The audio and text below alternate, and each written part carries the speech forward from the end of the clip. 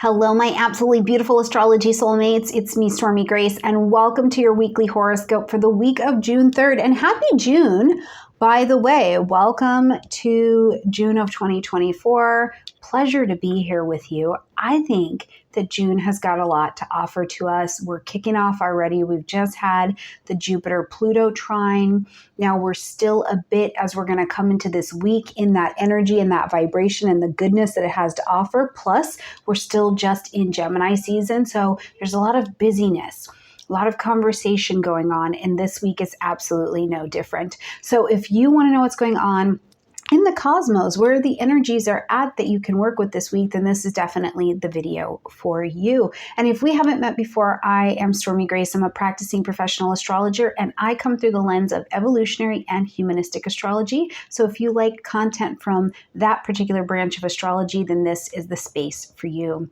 Now, before we jump in, super excited. I've got a financially free Astro Summit coming up for you. It starts June 10th. I'm teaming up, if you guys remember, I did it last year and the year before with Susan Gerber, and she is just awesome. She's an awesome host, broadcaster, astrologer, and she goes out and she finds different combos of us every year and puts us together and does a free summit where we're just offering you astro information, ways to find your purpose, ways to find different pieces of information in your chart. So we're doing that. It's free, no financial investment needed, and you can click in the description box down below and get signed up for that. It's super cool. It starts June 10th. I'm talking about Venus and sacred wealth, which is actually my first time talking about that. But if you've already taken my Venus Reset program, you know that Venus is in my vibe right now. So you can get signed up for the free summit. You can take the Venus Reset course. All of that's in the description box down below. As well, you've got your timestamps for every day this week in the description box down below also. Now, until June 22nd, I've also got my one-on-one astrology insight packages on sale as well. Click in the description box down below and get all of the details about that, okay? All right, so coming into this week, like I said, we're just under this vibe still of the Jupiter-Pluto trine, and they're starting to separate, get away from each other, but Jupiter is really taking seriously being in this vibration of Gemini. So there is this buzz as we're coming into the week where it's busy. And the decisions that we're making are going to have a fair amount of impact and influence in our lives. The things we're talking about, the conversations that are on our table are pretty influential. They're literally not just helping shape our own little worlds and realities, but we're helping to speak a new world and a new reality into existence in our communities as well, which is a really cool thing to happen. But now as we arrive on Monday, first of all, the tone of coming into this week on Monday is steady. The moon has recently moved into the vibration of Taurus, so we're more steady. We're more grounded. We really kind of want to be comfortable. You're in your creature comforts. There are the questions we're displaying. We're asking about, okay, do I have what I need to be successful this week? What's going on in my relationships? Are they steady for the week? Do I have my food prepped for the week so I know what I'm eating? You know, where am I stable and what's rooting me? So that's really that internal kind of sense of the energy as we come into the week. And remember, the moon also governs the people in mundane astrology. So your fellow man is also coming in a little bit more comfortable this week, a little bit more grounded. Now, just behind that, we are going to see that Mercury moves into Gemini. Now, Mercury is the ruling planet of Gemini. So Mercury, first of all, completely comfortable in Gemini. Ready to work, ready to gather all of the information, network, do all the things, make the decisions. So again, you could have a lot of information coming your way in some way, shape, or form. It could just be a very busy time. Go to the Gemini house in your chart and see which housing area is about to kick up and get really, really busy with Mercury here, because the sun being in Gemini is one thing, but welcoming in Mercury where we get the chatterbox going, we get information going, that's going to kick it up a notch. And if you're not sure how to find the active transit or where this is in your chart, I'll put that video at the end. It's also in the description box down below because I walk you through how to find that, okay? But we've got Mercury here in Gemini all the way until the 17th of the month, so just expect it to be busy. Now, the nice part is it is a great time for networking. It's a great time for networking, writing, journaling, being out, go visit your neighbors, have that conversation with your siblings, whatever it is that you're talking about or learning about or teaching about, this is definitely the season for that vibration. Now, later in the day, we're going to see that the sun comes into a trine with the south node, which means it's sextile to the north node. The sun is bringing light, heat, life, and vitality. So we're very motivated under this particular energy to be seen or to create something in this vibration. Now, trining that south node, it's like, okay, I have a clear picture of why I would be motivated to release something in a relationship, why I would release some kind of dependence that's going on. And the sextile to the north node in Aries is really like, because I understand why I need to release this codependence, this relationship, or how I relate to something, it makes it very clear and easy to take action to move independently from that thing. Like you're ushering in new conversations in your life. And I want to give a prime example of this, right? Let's just use, we're gonna use food, okay? So let's say that, you've had an interesting relationship to food, whatever that means to you. The sun trining that Libra south node, you're like, I understand, like this is not the right relationship for me. I don't relate to this in the right way or in a way that's in balance for me, right? So then the sun being in that sextile to Aries over here, you're like, I am going to take courage and take action. You're actually in action. It's not just that the opportunity is there, it's that you're in action. But how are you in action? First of all, the sun is in Gemini, so maybe you're researching different gyms. Maybe you're realizing that a part of what grounds you and helps you get settled is coursework about breath work. Maybe you are calling and talking to a trainer. But that Aries North Node says you are initiating, you are taking this thing forward, right? Like that's a big piece of it. You've decided to embrace with courage where you're going to take yourself next. But that Sun in Gemini will connect you to the information, to the plans, to the networking that you need to help you get that particular thing done, okay? All right, next, next, we're going to see that Venus is coming into this beautiful dance with the sun. It's so beautiful. This is so beautiful, you guys. When we get the Venus and Sun Cazimi happening and coming together, it's just like, whoa, right? Because truly what you're trying to attract into you really can come quite powerfully. It comes powerfully, but the power behind it is that it can come with ease or it comes sweetly. Now, behind needing to make this big decision about how you're going to usher something forward or where you're going to ask for help, having Venus come in and say, okay, others have been loved on in this lifetime. So when you ask for help, it's okay for you to be loved on as well. It's okay for you to not have to know everything. It's okay for you to still have value, even though you're looking to make changes, right? It's also a really great energy, I think, as we call it in, for you to love on yourself. Love on yourself. Love on yourself, love on your mind, love on what you have thought, love on your teeth, love on the way that you talk, love on your arms and your limbs and your lungs, love on you. This is a wonderful energy. And it's really important because when we're doing things like moving towards the North Node, which can be challenging. That North Node move can be challenging. I remember my teacher saying once, if you, in your natal chart, if you ever do even 2% of your North Node work, you're really going to get good marks when you get to the other side. So think about that. As a collective, we're trying to move towards Aries. And as a person, you're starting out this week needing to take your courage and usher in your change. So being kind and loving to yourself and realizing that where you've been wounded is also where you can be the most healed, and that maybe you can even provide that to someone who's coming to ask you for help. That's phenomenal. Now, this also means, though, that Venus comes into that same trine and to that same sextile as well. And so again, this is this pulling in energy. So Monday is a really great day to call in what you're looking for and to give out the love you need. The only other thing I want to say about Venus in this particular position at the end of the day, heading into Tuesday, is this is also a really lovely setup around finances and relationships. If you needed to make any kind of adjustments, and remember, North Node in Aries, but this one talking to Venus, you are initiating the changes in those finances. You are initiating the change in that relationship, but you're doing it to create harmony, not just to create change, okay? When we get to the 4th, early in the day, we're going to see Mercury is now in a trine with Pluto, and this is on Tuesday. And so Pluto is still retrograde. It's retrograde here in Aquarius. So this particular trine, whenever Mercury and Pluto dance together, it's about digging. There's some information. We need details. I need the details on something.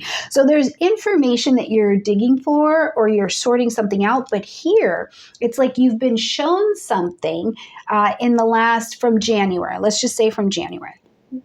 You've been shown something in this Aquarius zone, maybe about how the world is going to work, your connection to groups, your connection to not having a tribe and feeling lonely, your connection to technology, your connection to all of these things that are in this grouping kind of way. And Pluto is changing the dynamic of it. And you are seeing now, as Mercury and Pluto are in this air trine, that your thinking has to get different, right? It's an open door for you to be very, very open-minded, but you are practicing the exercise of open-mindedness. And the Pluto energy, I think, is kind of neat because it can be really revealing as to what you really think, right? Like when you're up against a challenge, you feel vulnerable and you've got to already be initiating asking for help or already initiating asking for change, doing it someone else's way because your way wasn't working, right? This can really show like what drives you, what drives your thinking. And that's, I think that this exploration, this trine, this exploration into open-mindedness and shedding of an old idea is really powerful. Now, to another practical point here, you could just be finding out information. There could just be, you are getting information. You tried to launch a project or a product or something forward and it didn't quite take, or you weren't sure how to do it. You got a piece of it and you're like, yeah, okay, but like what's next? And so now information is going to start presenting itself. So I think that this is a really great energy as we're coming in on Tuesday. Right behind that, we're going to see that Mercury toodles and then gets into conjunction actually with Jupiter. So I want to be clear about the movement. First, Mercury clicks and comes into that trine with Pluto, and then it does just a little half other tick click and comes really fully into that conjunction with Jupiter. Because remember, Jupiter, Pluto, they're separating at this point from that trine that we had. So I just want to point that out if you're thinking about it astrologically. So as Mercury and Jupiter come together, now you've got information, but now you have the big mind and the small mind together. And first of all, it's incredibly positive thinking. You can be thinking really well, really hopefully, being really optimistic, being excited to learn something else, being excited to be open-minded. You know, you're willing to learn, and Jupiter, be taught. You're willing to be taught what it is next. Maybe you're willing to actually open up the pamphlet or the book or watch the entire tutorial.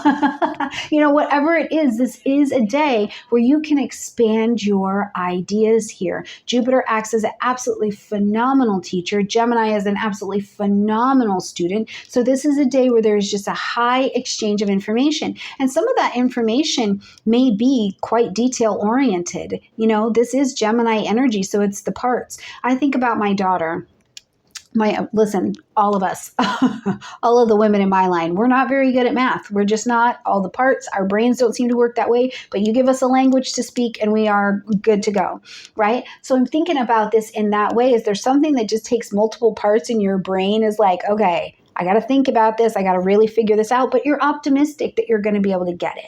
Or do you need to make a presentation? That would be great energy on Tuesday as well. And because Mercury is nowhere near a retrograde, if you had contracts to sign, if you had deals you wanted to make, houses you want to sell, things you want to do with your siblings, this is the day, okay? Later in the day, we're pretty quiet. And then early into Wednesday, we see the moon go void, of course, before it's going to switch and get into Gemini. But if you're up, if you're one of our early morning friends, you're going to probably feel that energy drop down, and just remember you can rest. The rest of us will be coming into Wednesday, having the moon moved into the vibration of Gemini. So when I tell you this week, I feel like the chicken dance. Do you guys remember that? My grandparents are German, so we did the chicken dance a lot. Okay, I feel like that's the vibe this week with all this chattery Gemini energy, but it's thrilling. We're curious. It's exciting. So as the moon is traveling here on Wednesday, first of all, if you are prone to anxiety, you want to make sure that you are grounded. Do some grounding exercises. Make sure you are breathing. Whenever anxiety kicks in or we get tense, the first thing we do is hold our breath. The moon is in Gemini. For you to process your emotions, you're going to have to be breathing. So breathe in new ideas, breathe in clear communication, breathe in grounding, breathe in the truth of the moment that you're in. The other thing I can recommend for all of us, even if you're not necessarily prone to anxiety, is remember with the moon here, amping up even more Gemini energy, the ability to be distracted by reels, my thinking, TikTok, how many projects I'm thinking about starting or doing at once. All of that is really very real. Instead, let's use it as our 1 month check-in to say, okay, where do I actually need to be discerning about the noise and the information and the commitments that I'm letting into my life? That's a better use, I think, of that particular Gemini energy. And that is going to carry us all through Wednesday. Now, when we get to the 6th, we're getting ready for this new moon vibration because we're going to have the new moon at 16 degrees of Gemini. Love it. In conjunction with Venus, it does square Saturn. So not only does it say what you want is also wanting you, and you're pulling right into, you're magnetizing it to you, but whatever you decide to pull in. The other reason you want to be free from your distractions is because you're going to need to make a commitment for the long haul to seeing this thing through, okay? So at this new moon, you're planting your seeds of intention to begin something that is not just about right now, right? You're also beginning a 2-year cycle of what you're going to welcome into your life. So think about that as we're approaching this week. You know, if you don't really want to hang out with that person for the next 2.5 years, or you don't want to work through life lessons with that job for the next 2.5 years, maybe be thinking about how deeply you invest in it, right? Or if, you know, there's this cool project you've got where you're building something, or you've got an opportunity to connect with someone that might really be a great networking thing, but you're super distracted by this thing over here. Do you have 2.5 years worth of distraction or success in you, right? Like, do you know what I mean? So kind of think about it that way. Either way, we're planting our seeds of intention today. Now, when we get to March 6th of 2025, this is where you're going to have more heavy action coming into what you start and those seeds that you plant right now. Your seeds of networking, learning, teaching, breath work, being present, listening, speaking and using your own voice, even things subconsciously that are coming up for you that are speaking to you, and you're learning to trust that, trusting your own inner compass as well, right? When we get to December 4th of 2025, this is going to be your full moon in Gemini here, so you'll need to pivot. Some portion of what you have started building all the way over here in June needs to be ended, acknowledged, or adjusted, and then we'll bring it to a final close in September of 2026. So you are building something right now. You're taking on this 2.5-year new moon energy, and you can really have such a beautiful impact in your own life. Let me know in the comment section down below, what are you calling in at this new moon? Because it's coming to you. Venus is like, yep, I want it too. I like it. Call that in. And then Saturn is like, you sure you want that? Because we're going to commit to that. Don't be doing it, right? The other thing I think that this Saturn does here is it makes you start to really demonstrate that you believe that you're allowed to have it. It's like you have to get serious about your faith, that you are allowed to have this. You have to get serious about putting boundaries around things so that you can have this, okay? This new moon is going to be impactful, I think. And that's going to drive us all the way through Thursday. Then when we get early Friday morning, around 6 a.m.-ish, we're going to see the moon void of course, just a short void of course, and then the moon will move into the vibration of Cancer. Okay, once a month check-in for your Cancerian energies. If you have your moon in Cancer, this is going to be in the space of your lunar return. So you want to see what your lunar return signature is bringing to the table. Over the next month, what are your emotional signatures that you're going to be working on, working out, working through? Where is the ease? And you can check that out in my lunar return video. I've got one of those for you also.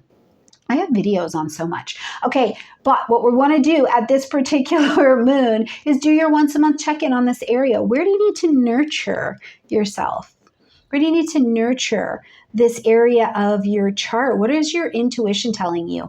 For me, Cancer lives in the 11th house. So when the moon comes into Cancerian territory, I start to let my mind quiet and drop into my intuition around things about my friends, my social groupings, my social media, where I'm attached to organizations, and am I in the right alignment with them? What's my intuition telling me? These kinds of things. Do I feel like I'm emotionally present? So look at these things in your particular chart. And the other question about Cancerian energy, because Cancer doesn't move direct at anything. It's like right? And then eventually it gets there. Remind me to tell you the story sometime of the Cancer that I dated. It was really interesting. He did not walk right up to me. He came sideways. That's another video, but I'll tell you about that. But this may be a time too where indirectly you're sorting out that you need some alone time. You're like, ooh, I need to recharge. I need downtime. I need to just go home and nurture myself and be quiet and get in my shell, Cancer. And while you're in your shell, if you want to have some delicious things from the farmer's market, or you want to cook a nice little meal that you like, or if you need to take some aloe to soothe your gut or your intestines, right? This is the time to do it over the next couple days because you're going to have the moon traveling here well through the weekend. Now, when we get to the 8th here, okay, so we're going to have on Saturday, we're going to have Venus in a square to Saturn. So I'm drawing in harmony. It's so good. I like this. This is all going very well. Relationships, finance, things of values. And now it's squaring against this Saturnian energy, okay? So when Venus and Saturn square, the theme, the vibe of Saturday is going to be, can you really afford and do you have enough resource or energy to make this commitment? So just like at that new moon where it's like, hold on, do you really want to invest in this? This is the question. And we have to be aware of just saying, yes, you know what? I believe that it's just going to work out. Okay, that's fine if you believe it's going to work out, but are you going to commit to when it sucks, when this relationship sucks, when you don't like it anymore, when they're pushing in on you and your childhood stuff, when this job gets hard, when having that baby doesn't sound fun anymore? Are you willing to stick and commit to that, this class? Are you going to see it all the way through? Or is it going to be like, listen, Bridgerton, the next season is out. I can't come to class anymore. Okay, whatever it is, don't overcommit is kind of what we're being pulled to do here. And it's really at a level of maturity. Saturn in Pisces is maturing us, okay? Saturn is also going to go retrograde at the end of the month. So remember what you're taking on here. It's okay to feel a little overwhelmed, like, whoa, I'm taking on this big responsibility. Saturn will help raise you.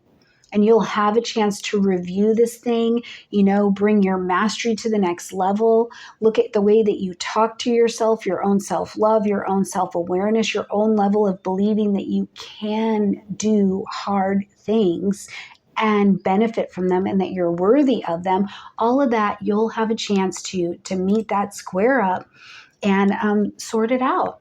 Now, as we're going to get to the end of the day, beginning of Sunday energy, just depending on where you live, we're going to see Mars move into Taurus. Okay, Mars has been whipping and zipping through Aries. And I don't know about you guys, but my actions have been a lot more impulsive. And I kind of like that. But I have Venus in Aries. So I kind of like when Mars is in home court territory. It feels good to me. So let me know about you. Do you like Mars in Aries? Do you have Mars in Aries? Okay, but now Mars is going to start to slow down and get into that vibration of steady Taurus, which is more about Mars in Aries got you started on some actions, ideas, desires, right? We were getting it going. But but Aries gets bored. It's a cardinal energy. It's like, that was fun. And I'm over it now. Okay. So thank God you made all these commitments, because Mars in Taurus is going to help you keep them now. It's going to be the slow, steady, practical energy that helps you chart a path and a course, how you're going to move forward, become steady, become dependable, where you're showing up. There's perseverance, there's endurance, a part of your actions. But to keep in mind here, first of all, that Mars is still Mars. So Mars is coming into the Tauran area of your chart. And if there are problems in that Taurus area of your chart, Mars will bring conflict, because Mars brings inflammation where it goes. So if there is a problem in a relationship, if there is a problem with your finances, if there is a problem in some way with your food, your digestive system, Mars will bring inflammation, but it is the inflammation. Inflammation says, I need help. There's a problem here. Help me bring a solution, right? So Mars is not just coming to bring inflammation for no reason. It's like, let's do something about this. But in other ways, Mars is a great planner to help you get things planned, get them done, move methodically. And we'll have this energy all the way until July 20th. So look forward to working with that. Now, as we roll later into the day on Sunday, we're going to see now the sun is in a square to Saturn, okay? The sun on Sunday with that light, heat, life, and vitality, right? It's motivated to move, to talk, to do things, but it's coming against Saturn. So it's a little bit more like, I want you to remember that what you're learning, what you're taking on, what you're teaching, what you're thinking, we've really had a journey into open-mindedness this week. So maybe what you're taking on is not perfect. And you have to be really happy, not just happy, but grateful for patient, steady progress in what you are learning to do and what you're producing. You know, I know a couple people are actually going to be taking the astronomy for astrologers class, and that is a lot of thinking. It's a lot of math. It's a new subject. Even if you know how to read astrology charts, that side of astrology can be challenging. So, you know, let's dissolve a little bit of this idea that you have to know everything. Instead, patient progress, learning to take on responsibilities, learning to really believe in yourself, learning to speak and think love to yourself, of yourself, by yourself, right? This is a great time to do that. Now, the other side of this Sun-Saturn square, I really like, because this is the time where I think you get to see like really where you've come from, that you've grown, that you've matured, right? Prime example, somebody brings something to your doorstep that, 3-6 months ago, you might have gone for, you might have been interested in, maybe you were a little for the chisme, for the gossip, and they bring it to your door and you're like, that just doesn't actually have any value for me anymore. Like, and it's not that you feel better than them. You're like, that's just, I can just remove that from my life because that's not adding anything. That's not helping me mature. Right? So it's a really lovely experience to get to have. So I really do hope that you have that. All right, as we are going to move a little bit more into the day here on Sunday, we see Mercury in a trine to that south node, sextile north node. Now, we've had this arrangement with the Sun and Venus this week already. But when Mercury comes here, it is about holding, I want to say vision board, like creating a vision board, right? Create a vision of the direction that you want to go. Actually bring it out of your head, speak it out, journal it out, put it on paper, create something visual that you can see it so that it helps you just hold the picture of the direction that you want to go. But also, having Mars in Taurus trying to meticulously kind of do something, get your path going and endure on the path. Mercury here is you're ushering in the plan where you're like, okay, I'm paying attention to these details. My mind is focusing in what this steady Taurus action is telling me I need to do. So on Sunday, it's actually a really great day. I think if you needed to get organized for the week, if you did need to study, if you need to learn how to fix your bathroom sink on YouTube. Like, this is the kind of thing that could really be in your way. I'm getting in the sense, okay, I want to say this.